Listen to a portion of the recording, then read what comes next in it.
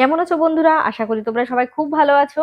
আজকে একটা দেখো খুবই সিম্পল রেসিপি নিয়ে চলেছে, যেটা খেতে খুবই ভালো হয়।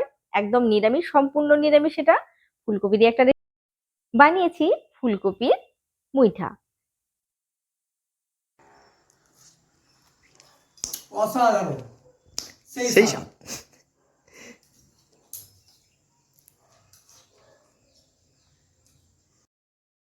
এর জন্য যেটা নিয়েছি সেটা হচ্ছে, দেখো এখানে নিয়েছি একটা মাঝারি সাইজের ফুলকপি, নিয়েছি দুটো সেদ্ধ আলু, দুটো টমেটো, নিয়েছি আদা, আর নিয়েছি এখানে বেসন। আদাটা এখানে আমি শুধু নিয়েছি, তার সাথে আরো গুঁড়ো মশলা ব্যবহার করবো, সেটা আমি আলাদাভাবে দেখাবো। আর এইখানে নিয়েছি দেখো ধনেপাতার যে ডাঁটাগুলো হয় সেটাও নিয়ে নিয়েছি, সাথে ধনেপাতারও কুচিয়ে নিয়েছি। এবার হচ্ছে ফুলকপিটা আমি খুব ভালো করে ধুয়ে নিলাম, তারপরে একটা গ্রেটার নিয়ে আমি যেটা একটু মোটা দিক সেই দিকে কিন্তু আমি এটাকে কুড়িয়ে নেব, যেন বেশ ভালো করে একটু কোরানোটা হয়। চাইলে কেউ তোমরা বটি বা ছুরির সাহায্যে কুড়িয়ে নিতে পারবে, তাতে অনেকটা হয়তো সময় বেশি লাগবে, তো আমার কাছে এটা সুবিধা হয় বলে আমি এতেই করি। তো এখানে দেখো ফুলকপিটা সবটাই আমার কাছে কুড়িয়ে নেওয়া হয়েছে।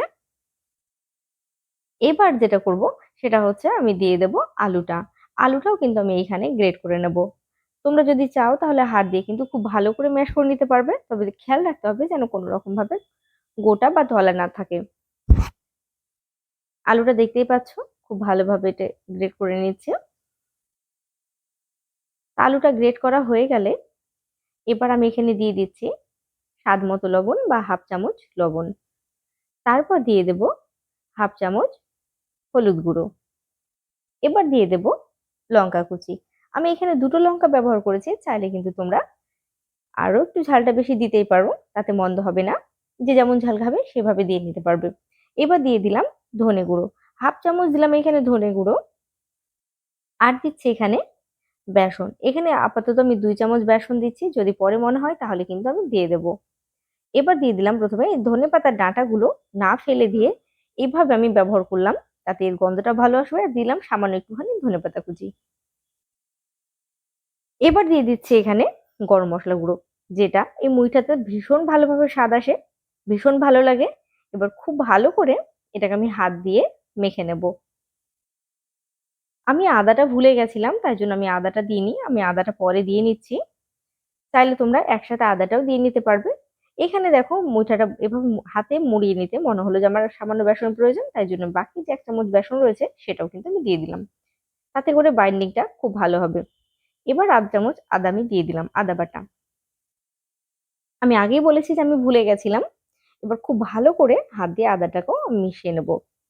একটু খেয়াল করলে বুঝতে পারবে, হাতে নিয়ে যখন মুইঠাটা তৈরি করবে, মুঠো করলে যখন বোঝা যাবে যে এটা হয়েছে কিনা, তখনই বোঝা যাবে এটা পারফেক্ট ভাবে মাখা হয়ে গেছে। তো আমি হাতে তেল নিয়ে নিয়েছি, তারপরে হাতে একটুখানি মুঠো করে নিচ্ছি। একটু প্রথমে চেপে চেপে মুঠো করে নিতে হবে। ব্যাস, এইভাবে সমস্ত মুইঠাগুলো আমি তৈরি করে নেব। চাইলে তোমরা ওর থেকে একটু ছোট করে নিতে পারবে বা একটু বড়ও করে নিতে পারবে। তো আমি এখানে 2 হাত ব্যবহার করেছি, তোমরা একটু খেয়াল করলে বুঝতে পারবে আমার তাড়াতাড়ি হবে বলে। তো তোমরাও যদি পারো তো 2 হাত এভাবে ব্যবহার করে করে নিতে পারবে, তাতে কোনো অসুবিধা নেই। তো এখানে দেখো সব মুইঠাটাই কিন্তু আমি একইভাবে তৈরি করে নেব। এখানে মুইঠাগুলো আমার তৈরি হয়ে গেছে। এবার যাব পরের ধাপে। তার জন্য আমি কড়াই এখানে দিয়ে দিচ্ছি রিফাইন অয়েল। এখানে এগুলোকে ডিপ ফ্রাই করতে হবে, সেই কারণে তেলটা অবশ্যই একটু বেশি দিতে হবে। তেলটা গরম হয়ে গেছে, আর আমি দিয়ে দিচ্ছি এক একে মুইঠাগুলো। মুইঠাগুলো দেওয়ার পরে কিন্তু সাথে সাথে নেড়ে নেওয়া যাবে না, কিছুক্ষণ অপেক্ষা করতে হবে, না হলে মুইঠাগুলো ভেঙে যেতে পারে। তো একটু সময় নিয়ে মুইঠাগুলোকে ভেজে নেব। আর আঁচটা কিন্তু কমিয়ে রাখতে হবে। আঁচটা যদি খুব বেশি বাড়িয়ে দিই তাহলে ওপর থেকে জ্বলে যাবে বা পুড়ে যাবে। এবার দেখো যখন একটু সামান্য লাল হয়ে যাবে, সেটা দেখে নিশ্চয়ই বুঝতে পারবে। তারপর আমি কিন্তু আস্তে আস্তে উল্টে দেবো। কাজটা একটু সাবধানে করতে হবে যেন মুইঠাগুলো না ভেঙে যায়, সেটা অবশ্যই খেয়াল রাখতে হবে। আর আঁচটা কিন্তু মোটেই বাড়িয়ে দেওয়া যাবে না, তাহলে উপর থেকে যদি পুড়ে যায় মুইঠাগুলো তাহলে কিন্তু খেতে ভালো আসবে না, ভালো হবে না। আর স্বাদটা কিন্তু আমরা পারফেক্ট পাবো না। তাই খুব সাবধানে মুইঠাগুলোকে উল্টে দেওয়ার পর আমি চারপাশটা খুব ভালো করে যেন ভাজা হয় সেটা অবশ্যই খেয়াল রেখে ভেজে নেব। এখানে দেখতে পাচ্ছ মুইঠার কালারটা বেশ ভালো চলে এসেছে। এবার আমি এগুলোকে তুলে নেব। আজকে আমার ভাই এসেছিল বাড়িতে, তো আমি এদেরকে এটা দিয়েছিলাম খেতে। তো তোমরা তো দেখলে যে ভাই কি বলেছে। তো আশা করি তোমাদেরও ভালো লাগবে। এখানে আমি মুইঠাগুলো প্রথমটা ভেজে তুলে নিলাম। তারপর বাকি যে মুইঠাগুলো রয়েছে একইভাবে কিন্তু ভেজে নেব। প্রিয় দর্শক বন্ধুরা, তোমাদেরকে অনুরোধ করব, একবার হলেও এই নিরামিষ দিনে তোমরা এই ফুলকপির মরশুমে একবার ট্রাই করতে পারো। এটা ভীষণই ভালো হয়। ভাত, রুটি, পরোটা সবটাই কিন্তু খেতে পারবে। এদিকে মুইঠাগুলো ভাজতে ভাজতে আমি একটা মশলা তৈরি করে নেব। আমি আগে টমেটো দেখিয়েছি, আর এখানে নিলাম 1.5 চামচ মগজ। তার সাথে আমি ভালো করে পেস্ট করে নেব। আর এইদিকে দেখো, মুইঠাগুলো কিন্তু আমার ভাজা হয়ে গেছে। সমস্ত মুইঠাগুলো আমি ভেজে তুলে নিলাম। এবার এই তেলটা আমি ঢেলে নেব। এবার এখানে আমি দিয়ে দেব 2 চামচ সর্ষের তেল। রান্নাটা সর্ষের তেলে করলে স্বাদটা ভীষণ ভালো হয়। একটা লঙ্কা এখানে ফাটিয়ে দিলাম, আর দিয়ে দিচ্ছি একটা তেজপাতা, সাথে দারুচিনি, লবঙ্গ, গোটা জিরে আর এলাচ একটুখানি দিলাম। দেওয়ার পর এটাকে একটু নেড়ে চেড়ে নেব। একটু যখন অ্যারোমা বেরিয়ে আসবে দিয়ে দেবো 1 চামচ আদা বাটা। আমি এখানে আদাটা দেওয়ার সাথে সাথে জল দিয়ে দিলাম, কেননা আমার গায়ে ছিটে পড়ছিল, সেই কারণে আমি এখানে জল দিয়ে দিয়েছি। তো এই আদা দেওয়ার সময় অবশ্যই খেয়াল রাখতে হবে যেন গায়ে না পড়ে। তো এবার এখানে দিয়ে দিলাম আমি 1/2 চামচ জিরে গুঁড়ো, আর এখানে দিতে হবে 1 চামচ ধনে গুঁড়ো। এখানে ধনে ব্যবহারটা একটু বেশি করতে হবে। আর দিয়ে দিলাম 1/2 চামচ হলুদ গুঁড়ো, দিয়েছি 1/2 চামচ কাশ্মীরি লঙ্কার গুঁড়ো, দিয়ে দিচ্ছি এখানে অল্প পরিমাণ ঝাল লঙ্কার গুঁড়ো। এরপর খুব ভালো করে এটাকে নেড়ে নেব। তারপর মশলা থেকে তেল ছেড়ে যাওয়া পর্যন্ত আমি এটাকে খুব ভালো করে কষিয়ে নেব। দেখো এখানে তেল ছেড়ে গেছে। এবার দিয়ে দিচ্ছি আমি মগজ আর টমেটো যে পেস্ট করেছিলাম, আমি এবার সেটা দিয়ে দিচ্ছি। মশলা বাটি ধুয়ে একটুখানি জল দিলাম। এবারও কিন্তু আমি খুব ভালো করে এটাকে কষিয়ে নেব। যতক্ষণ টমেটোর কাঁচা গন্ধটা যাবে না, ততক্ষণ কিন্তু একইভাবে নেড়ে নিতে হবে। আর বা যাই হোক, মশলা থেকে তেল ছাড়া পর্যন্ত আমি কষিয়ে নেব। দেখো এখানে মশলা থেকে তেলগুলো ছেড়ে গেছে। তো এখানে হচ্ছে আমি দিয়ে দেব স্বাদ মতো লবণ। খেয়াল রাখবো, আমি কিন্তু মুইঠাটা যখন তৈরি করি তখন কিন্তু তাতে লবণ ব্যবহার করছি।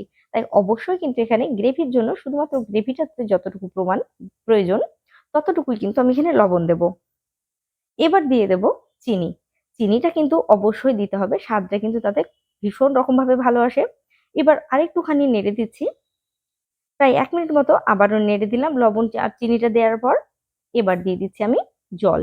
আমার এখানে মুইঠার পরিমাণটা আমার অনেকটাই বেশি, তোমাদের নিশ্চয়ই দেখিয়েছি। আর সেই কারণে আমি এখানে প্রায় 350 ml মতো জল দিয়ে দিলাম। জলটা আমি নর্মাল জল ব্যবহার করেছি। আর এখানে দেখো ঝোলটা কিন্তু ফুটে উঠেছে। এবার আমি দিয়ে দেবো একে একে মুইঠাগুলো। মুইঠা দেওয়ার পর কিন্তু বেশিক্ষণ রান্না করা যাবে না, মাত্র 4 মিনিট মতো এটাকে নেড়ে চেড়ে রান্না করে নিতে হবে। তবে গ্যাসের ফ্লেমটা কমিয়ে দিতে হবে, নাহলে গ্রেভিটা কিন্তু অনেকটাই টেনে নেবে। কেননা মুইঠাগুলো সম্পূর্ণ ঠান্ডা হওয়া পর্যন্ত গ্রেভিটা একবারে ঠিক হয়ে যায়। তো দেখো এখানে আমি 4 মিনিট পর তোমাদের সামনে ধনেপাতা কুচি আর দিয়ে দিচ্ছি গরম মশলা। এই গরম মশলাটা অবশ্যই ব্যবহার করবে। আর দিয়ে দিচ্ছি ঘি। নিরামিষ রান্নায় যখন ঘি আর গরম মশলা পড়ে, এখানে কিন্তু আমি গ্যাসের ফ্লেমটা বন্ধ করে দিলাম, তখন কিন্তু এর স্বাদটা সম্পূর্ণ আরো বেশি দ্বিগুণ বেড়ে যায়। তো এখানে দেখো আমি তোমাদের একটুখানি নেড়ে দেখাচ্ছি। তারপর ঘি গরম মশলা যে অ্যারোমা সেটা সম্পূর্ণ পাওয়ার জন্য আমি কিছুক্ষণ ঢাকা দিয়ে রেখে দিচ্ছি। তারপরে আমি পরিবেশন করছি। দেখো আমি এখানে পরিবেশন করে নিয়েছি। প্রিয় দর্শক বন্ধুরা, আশা করি তোমাদের রেসিপিটি ভালো লেগেছে। আর যদি ভালো লাগে অবশ্যই বন্ধুদের সাথে শেয়ার করতে ভুলো না। আজকের মতো এখানে বিদায় নিচ্ছি। সবাই ভালো থেকো, সুস্থ থেকো।